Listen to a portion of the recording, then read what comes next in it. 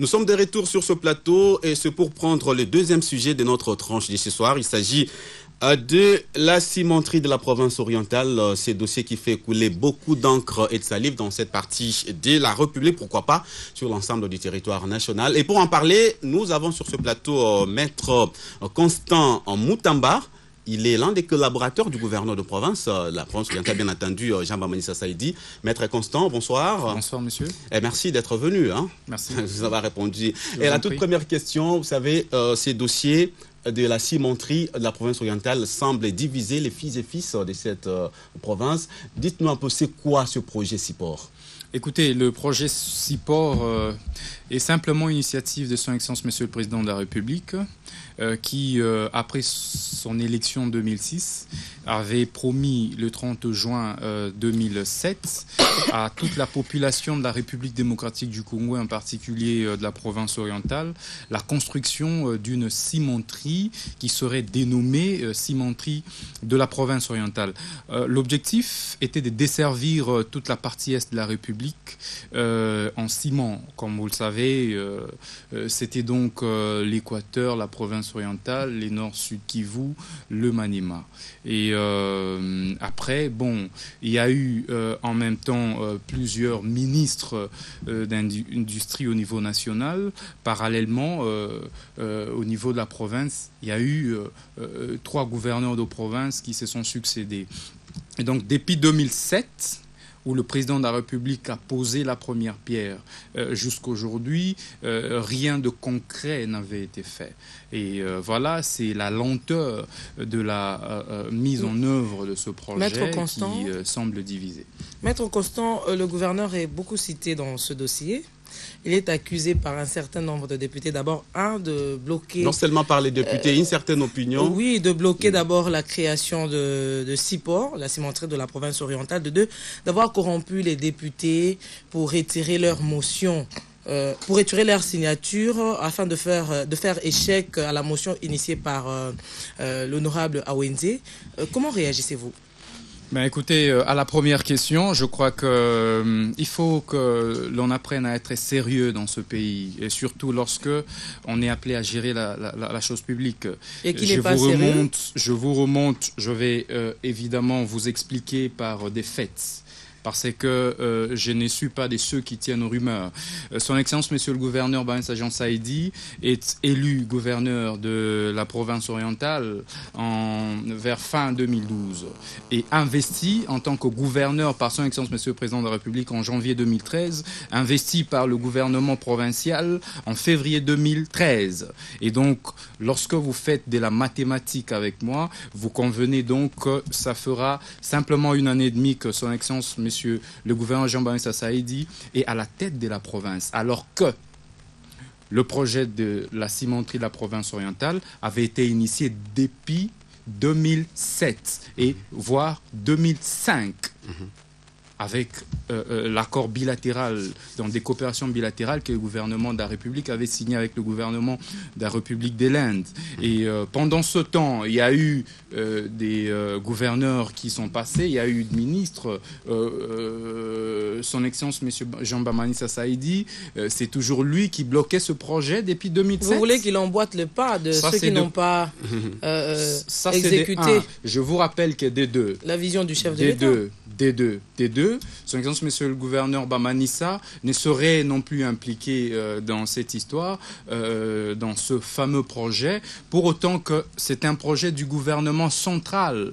Et il vous sera rappelé au regard des dispositions constitutionnelles, notamment les articles 202 à 204, qui a répartitionné des compétences entre le pouvoir central et les provinces. Et pour ce qui est de la CIPOR, c'était un projet initié par les présidents, son Excellence Monsieur le Président de la République, et donc dont la mise en œuvre devait être relayée par le gouvernement de la République. Il n'était donc pas question pour son Excellence Monsieur le gouverneur Bamanissa de pouvoir tout de suite... Cependant, il est quand même important de les souligner. Ouais. Après l'élection de son Excellence Monsieur le gouverneur Bamanissa Jean Saïdi, il a tout fait en tant que représentant du gouvernement central en province province pour pouvoir s'impliquer. Et on lui avait refusé l'accès aux informations. Ouais. Je rappelle qu'en demandant des informations capitales sur la mise en œuvre de ce projet, la réponse était négative en arguant effectivement que il y avait une clause de confidentialité. Oui. Okay? Oui, avec la clause de confidentialité, encore que ça ne devait pas lui être donné, d'autant plus qu'il est une personnalité politique et puis gestionnaire d'une grande entité comme la province orientale où s'exécute ou doit s'exécuter le projet. On lui a opposé la clause de confidentialité. Ben, que voulez-vous que voudriez-vous que son Excellence, M. Jean Bamani Saïdi fasse? Oui, Maître Constant, est-ce qu'il y a un rapport entre... Pour ce qui concerne la corruption, vous allez répondre. Vous m'avez posé deux questions. Vous allez répondre, Maître Constant. Par rapport à la corruption, parce que... J'ajoute une autre question, comme ça vous allez répondre une fois pour toutes. Est-ce qu'il y a un rapport entre le projet Zamba du gouverneur qui est exécuté dans le Bas-Congo et la lenteur prise dans la matérialisation de la cimenterie de la province? Parce qu'on accuse le gouverneur de pouvoir ralentir la matérialisation tout simplement parce que lui également a un autre projet similaire dans le Bas-Congo. Ok, très rapidement, je reviens à votre question, mais pour revenir à la deuxième est posée par Madame Pierrette, je veux rassurer tout le monde, mais écoutez, corruption, si il y a eu, je ne sais pas si on devrait l'imputer à son Excellence Monsieur le gouverneur Bamani, c'est encore que c'est très grave que de parler de la corruption au niveau de l'Assemblée nationale.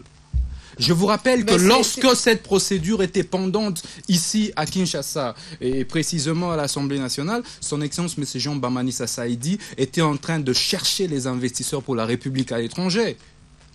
La question qui était en traitement à l'Assemblée nationale a trouvé son Excellence M. Bamani à l'aéroport en train d'atterrir. Alors, à quel moment avait-il eu l'intention quelconque? Je vous rappelle que c'est un homme honnête, c'est un homme plus qu'honnête, respectueux de texte et homme d'État. Oui, pour revenir maintenant, projet Zamba et Sipor. Par rapport au projet Zamba, Sipor, je sais pas moi et tout, écoutez, son Excellence Bamani Saïdi n'a jamais eu de cimenterie ici, je sais pas moi, au Bas-Congo. Le projet Zamba a été l'aboutissement d'un contrat signé entre certaines multinationales et certaines entreprises congolaises, dans lequel son Excellence, Monsieur le gouverneur, avait des parts. Je vous rappelle que c'est un projet qui avait été initié en 2005.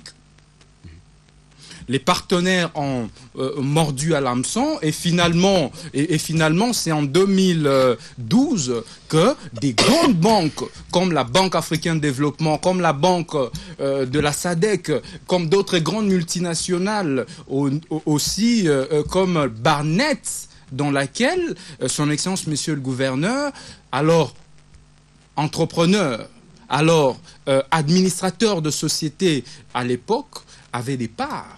Et donc, s'il lui appartenait de décider déjà à l'époque sur le site où devait être érigée cette grande bâtisse, en tout cas, à mon point de vue, ce serait la province orientale.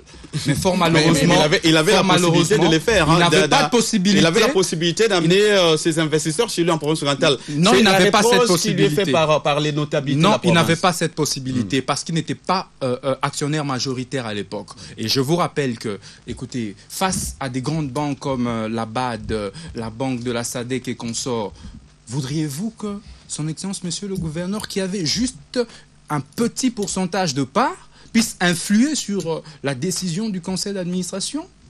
Ça, c'est des 1. Des 2, il faut faire remarquer que si il lui appartenait de pouvoir délocaliser ce projet, il le ferait pour l'intérêt de la province orientale. Mais malheureusement, ça n'avait pas été le cas, et encore que c'était bien avant son élection à la tête de la province orientale. Et à partir de son élection à la tête de cette province, son Excellence Monsieur le gouverneur, en tant qu'homme d'État, a démissionné, n'est-ce pas, de toutes ces entreprises. Je rappelle qu'il avait plus d'une entreprise ici à Kinshasa comme ailleurs. Oui. Il a démissionné car il y a incompatibilité entre homme politique, ça veut dire homme d'État, et les affaires. Donc, aujourd'hui, Son Excellence, Monsieur le Gouverneur Jean Bamanissa Saïdi, n'est pas un homme d'affaires. C'est un homme d'État, un homme politique des surcroîts, les leaders charismatiques qui a su remonter la province orientale au straponterne. Vous défendez avec la dernière énergie Monsieur Jean Bamanissa. Parce que je suis avec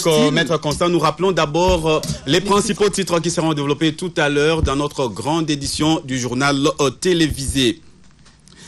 Après Richard Mouyej, c'est le tour de Lambert Mende au Malanga de fustiger les derniers rapports de Human Rights Watch sur l'opération Likofi. Le porte-parole du gouvernement congolais a, au cours d'une conférence de presse lundi à Kinshasa, dénoncé le comportement de cette ONG américaine dont le seul but, selon lui, est de salir les institutions de la République.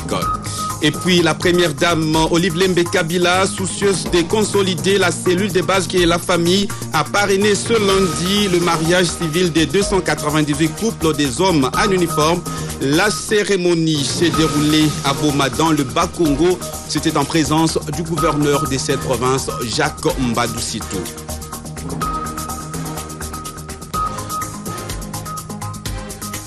Autre titre, les tronçons boulevard Lumumba, avenue Funa est dans un état de délabrement très avancé, pourtant très fréquenté. Les conducteurs qui se plaignent de cet état de choses en appellent à l'intervention des autorités compétentes. Maître Constant, on va se séparer d'avec vous. Pierre, oui, une question. Je disais que Maître Constant défendait avec la dernière énergie son Excellence Monsieur Bamanissa, gouverneur de la province orientale.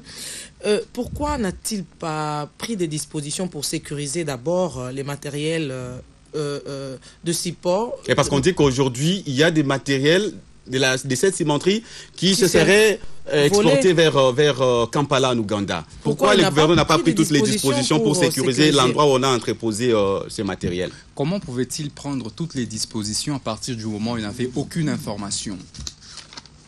Comment? Avait-il été informé de la quantité du stockage, du contenu de ces matériels, des études de faisabilité? Mais lorsque ça fait partie de la gestion de la province. Comment Bamanissa ne peut pas être informé? Très bien, là-dessus. Très bien. Lorsqu'il demande, en tant que gouverneur de province, et d'une si grande province comme la province orientale, qu'on lui communique les informations nécessaires de mise en œuvre de ce projet, on lui oppose la clause de confidentialité. Ce n'est pas moi. Il y a des documents qui peuvent vous être bondis. On lui oppose la clause de confidentialité. Comment voudriez-vous qu'il continue à s'acharner en cherchant l'information? Comment pouvait-il sécuriser les matériels dont il n'était pas informé? Comment voudriez-vous que son Excellence s'implique à partir du moment où il y avait déjà Animus Nokondi? Tout ce qu'on a recherché dans cette histoire, c'est de pouvoir les traiter comme un bouc émissaire, justifier l'inexécution, n'est-ce pas? Mieux, le retard dans l'exécution de ce fameux projet. Que toute la population de la province orientale attend, et son Excellence, Monsieur le gouverneur Bamanissa, y accorde une attention particulière, surtout que c'est un projet initié par son Excellence, Monsieur le Président de la République, et que son Excellence, Monsieur le gouverneur, depuis son accession au pouvoir, n'a cessé de mettre en œuvre de manière effective la révolution de la modernité. J'ai salué en passant. J'ai salué en passant le tour des cyclismes qui se fait en province orientale. Est-ce que ça pouvait se faire il y a 2 ans?